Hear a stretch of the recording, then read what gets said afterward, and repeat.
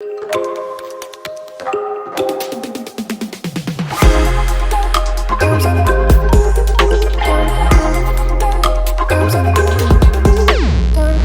projet est réalisé par le réseau des femmes leaders pour le développement avec l'appui financier de Asian Action Fund Africa. Bienvenue sur ce nouveau numéro de notre podcast. On m'appelle Dasivera Kodjo, je suis spécialiste en communication et genre. Je reçois pour vous sur ce nouveau numéro une femme leader, Madame Idocine Ahoumenou. Avant de lui laisser le micro afin qu'elle puisse se présenter plus en profondeur, je voudrais rappeler que cette émission est une initiative du réseau des femmes leaders pour le développement. Une initiative qui s'inscrit dans le cadre de la collaboration avec son partenaire UAF Africa. L'objectif derrière ce podcast vise la contribution à la promotion d'une justice économique aux femmes. Meilleure reconnaissance et distribution des soins non rémunérés et du travail domestique ainsi que la participation pleine et égale des femmes à la prise de décision. Voilà le thème autour duquel nous allons nous entretenir avec notre invité sur ce podcast. Madame Idocine, bonjour. Oui, bonjour monsieur. Est-ce que vous pouvez vous présenter un peu plus afin que tous ceux qui nous suivent en ce moment puissent mieux vous connaître? D'accord, merci monsieur. Moi c'est Idocine Ahoumenou et je suis agro-environnementaliste, activiste des objectifs du développement durable. Alors je travaille avec plusieurs organisations de la place en vue de faire la promotion de l'entrepreneuriat féminin.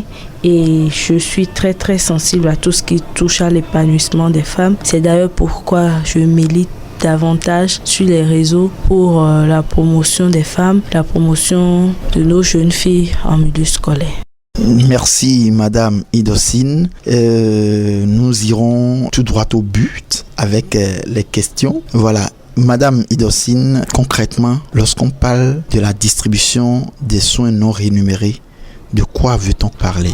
D'abord, merci monsieur. Je dirais que c'est un concept qui tire ses fondements du volet affectif.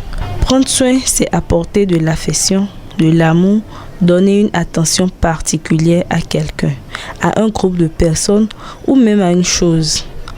On peut donner comme exemple prendre soin d'un patient, d'une famille ou même prendre soin d'un projet. Dans notre contexte actuel, puisqu'on parle des femmes, la distribution des soins non rémunérés se réfère aux services rendus par la femme africaine.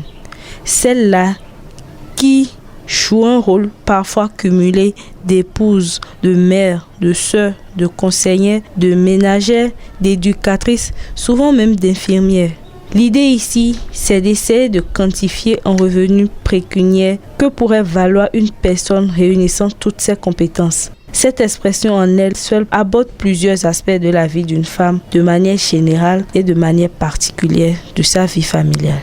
Merci. Alors, est-ce qu'aujourd'hui, nous pouvons affirmer que les soins non rémunérés ont une reconnaissance? Bon, monsieur, vous savez, pour ma part, je dirais non. En ce sens que l'estime apportée au rôle de la femme est peu ou pas visible. Il faut reconnaître une timide prise de conscience, ce qui fait naître ici et là des structures engagées de la défense et de la valorisation de la cause féminine. La RFLD par exemple, merci. Lorsqu'on parle de distribution de soins non rémunérés, est-ce que vous avez des exemples que vous pouvez nous donner pour nous permettre de mieux comprendre de quoi on parle? D'accord. Étant agronome, je parle d'abord et avant tout des travaux champêtres de nos mamans dans les zones rurales qui aident leurs maris au champ.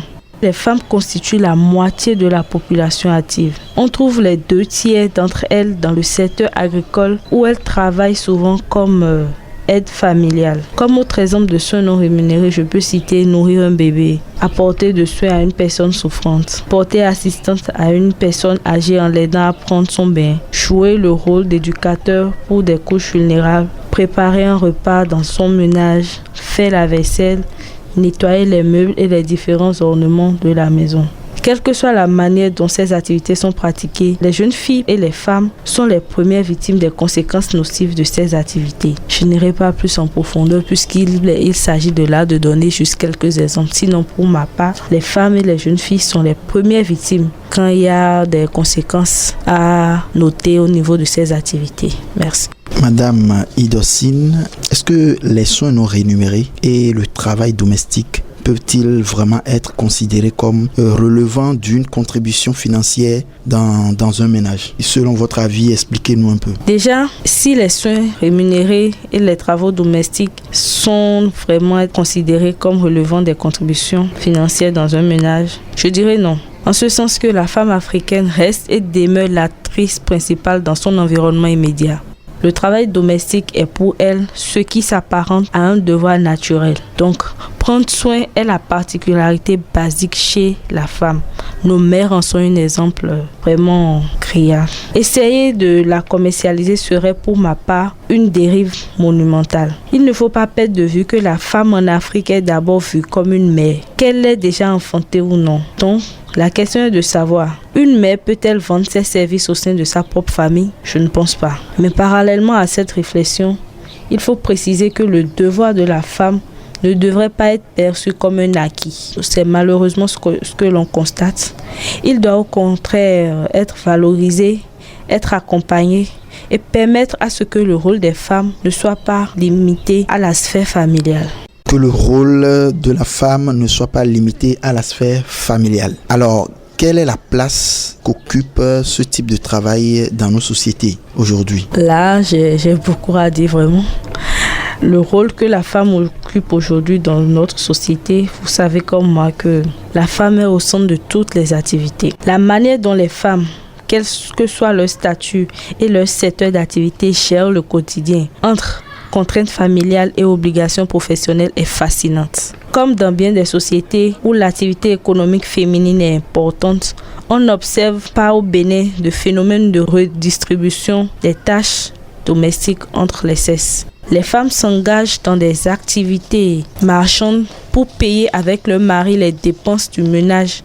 Mais en retour, les hommes ne participent pas davantage aux tâches domestiques dont la responsabilité incombe entièrement aux femmes. Lorsqu'il s'agit de prendre soin des enfants de moins de 12 ans, de les amener à l'école, de leur donner leur bain ou de les garder en cas de maladie, là encore, dans les 3 cas des situations, ce sont les femmes qui le font. Les hommes s'engagent un peu plus dans le soutien aux devoirs des enfants. Ce dernier point est lié au fait que les pères ont un niveau de scolarité souvent plus élevé que les mères. Malheureusement, c'est ce qui est constaté. La question du non-partage de tâches domestiques revient de manière récurrente dans les récits des femmes.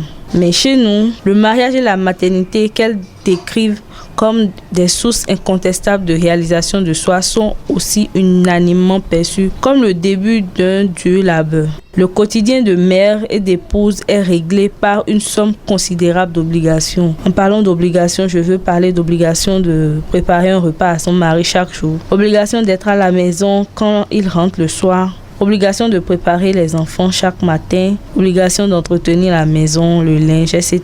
La liste est très longue, mais je vais me contenter de cela. Toutes ces obligations interfèrent avec les contraintes liées à leurs activités professionnelles.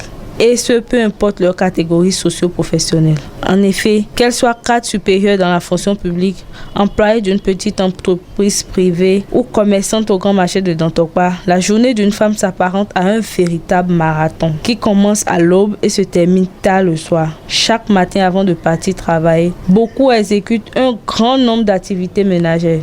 Balayer, ranger la maison, chauffer l'eau, préparer le petit déjeuner, préparer les enfants, et l'après-midi, préparer le repas, le goûter et tout cela. Et n'oublions pas que le soir, elle serait là aussi pour préparer le dîner. Donc tout ça, ça ne permet pas vraiment de dire que tout ce que la femme fait est vraiment pris en compte. Merci. Donc tout ça ne permet pas de conclure que tout ce que la femme fait est vraiment pris en compte. Alors si c'est le cas, quelle reconnaissance donne-t-on alors au travail de soins non rémunérés qu'abattent les femmes? Quelle reconnaissance donne-t-on? Vous savez, l'activité domestique et de soins n'est ni rémunérée ni reconnue économiquement. Je vais donner l'exemple d'un ménage où le père se dit que parce qu'il va chercher de l'argent tout le temps et que la mère est à la maison, la mère a dû sacrifier, je rappelle, sa carrière pour l'éducation des enfants. Le père pense qu'elle ne fait rien. Mais figurez-vous que cette dame Elle passe toute sa journée à prendre soin des enfants. Déjà, elle doit être sur pied à 5 heures du matin, préparer les enfants pour les cours, préparer le petit déjeuner des enfants, les amener à l'école puisque c'est la dame qui le fait. Elle emmène les enfants à l'école. Et déjà, au retour, elle a un bébé, donc elle doit prendre soin du bébé pendant que les plus grands sont à l'école. Et avant que les plus grands ne rentrent à midi, elle prépare le déjeuner. Elle les ramène à l'école à 14h. Elle revient préparer le goûter et le dîner. Tout ça en s'assurant que la maison soit propre, la vaisselle faite, la lessive faite. Et cet homme, s'il revient le soir, elle est une femme, elle est une mère, une épouse par-dessus tout. Donc elle est obligée également de satisfaire aux besoins de son homme. Donc l'homme, malgré toutes ces activités que la femme fait, il pense qu'elle ne fait rien. Vous voyez comme moi qu'on ne reconnaît pas vraiment ce que la femme fait. On ne lui reconnaît pas vraiment ça. Si la femme si on devrait prendre une domestique pour faire ces travaux-là, vous savez comme moi qu'elle serait payée. Mais non, on ne paye pas parce que la dame, elle est mère, elle est épouse, elle est femme. On se dit qu'elle doit faire tout ça là sans vraiment être rémunérée. Donc, pour conclure, je dirais qu'on ne donne aucune reconnaissance à ce que la femme fait. On ne donne aucune reconnaissance à ce que la femme fait. Alors, de façon pratique, que peut-on faire pour une meilleure reconnaissance et distribution des soins non rémunérés et du travail domestique? Pour une meilleure reconnaissance du soin non rémunéré et du travail domestique, je dirais qu'il faut promouvoir l'éducation à la base. Faire comprendre aux enfants dès le bas âge que les tâches ménagères ne sont pas que pour les hommes. Et là, malheureusement, beaucoup de mères n'ont pas encore compris. Quand le petit garçon est là et quand ils ont un petit garçon et une petite fille, la fille est beaucoup plus à la cuisine pendant que le garçon, il peut se permettre d'aller jouer au ballon alors que ça ne devrait pas être le cas. Si le garçon grandit dans cette optique, il se dira qu'à l'avenir, la place de sa femme est à la cuisine. Vous savez, la tendance aujourd'hui, il y a même des TikTok qui se font sur ça. La place de la femme, c'est à la cuisine. Mais non, la place de la femme n'est pas qu'à la cuisine. Et le travail revient à nos jeunes filles d'aujourd'hui. Puisque nos mères ont déjà un peu failli sur ce plan. Les jeunes filles aujourd'hui, dès qu'elles sont mères, elles peuvent prendre la relève, éduquer le petit garçon et la petite fille de la même manière. Quand je suis à la cuisine, mon petit garçon peut venir m'assister. La cuisine n'est pas faite que pour la femme. Et quand la fille veut jouer au ballon, on doit la laisser se faire plaisir, aller jouer au ballon. Aujourd'hui, on a des femmes footballeuses qui sont très épanouies. Donc, il faut promouvoir l'éducation à la base. Il faut également que l'égalité de sexe, en plus d'être un droit humain fondamental, est essentielle à la mise en place d'une société pacifique, dotée d'un plein potentiel humain et d'un développement durable. De plus en plus, il est démontré que l'autonomisation de la femme stimule la productivité et la croissance économique. Il faut également qu'on prenne en compte l'éducation. Si la majorité des filles est éduquée, ça pourrait vraiment changer beaucoup de choses à l'avenir. Mais malheureusement, il reste encore beaucoup à faire pour parvenir à la pleine égalité des droits et des chances entre les hommes et les femmes. Estime ONU Femmes, l'entité des Nations Unies consacrée à l'égalité des sexes et à l'autonomisation des femmes. Il est donc primordial de mettre fin aux multiples formes de violences basées sur le genre et d'assurer aux femmes et aux filles, aux hommes et aux garçons un accès à une éducation et à une santé de qualité, à des ressources économiques et de leur garantir une participation à la vie politique. Il est également primordial d'assurer l'égalité des chances dans l'accès à l'emploi et aux postes de direction et de prise de décision à tous les niveaux. Donc voilà en gros les quelques recommandations que je pourrais faire pour vraiment qu'il y ait une meilleure reconnaissance et distribution des soins non rémunérés et du travail domestique. Si il doit y avoir meilleure reconnaissance et distribution des soins non rémunérés et du travail domestique, alors qui doit donner cette meilleure reconnaissance-là à ce type de travail? Il serait facile et aisé de répondre à cette question disant que ce rôle revient à l'homme. Mais la réalité est un peu plus complexe que cela en a l'air. Encore une fois, la femme doit être au cœur de son émergence et de son épanouissement. Cela s'apparente à un combat à gagner et cette victoire ne peut provenir d'un tiers. La femme est capable de faire des prouesses. Cela n'est en effet un secret pour personne.